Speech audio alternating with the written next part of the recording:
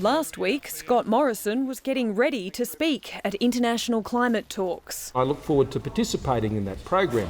But not anymore. Look, what matters here is what you get done, not what you talk about. The UN-led summit will hear from world leaders making strong commitments to reduce emissions. Australia didn't make the grade.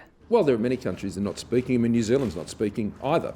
Australia isn't budging from its target of cutting emissions by 26 to 28% by 2030, based on 2000 levels.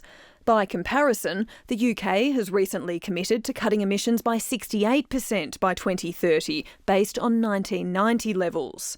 The UK, EU, Japan and South Korea have all committed to reaching net zero emissions by 2050 and China by 2060.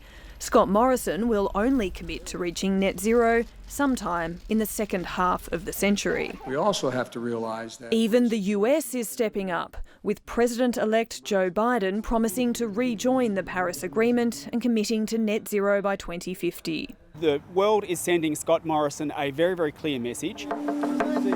Pacific countries have long been disappointed by Australia's climate policy. Scott Morrison is joining a virtual meeting of Pacific leaders tonight.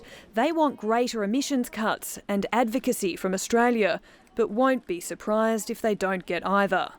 He's stepping away from using carryover credits, the widely condemned method of counting past emissions reductions towards future targets. Australia is very confident that we will now achieve our 2030 target without the need to draw on our carryover credits. Scott Morrison doesn't deserve any applause for promising not to cheat. The coalition promotes its technology investment roadmap as evidence of action on climate change, but that involves funding prospective technologies in the hope they'll deliver massive carbon abatement in the future.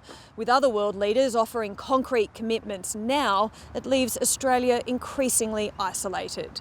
Melissa Clarke, ABC News, Canberra.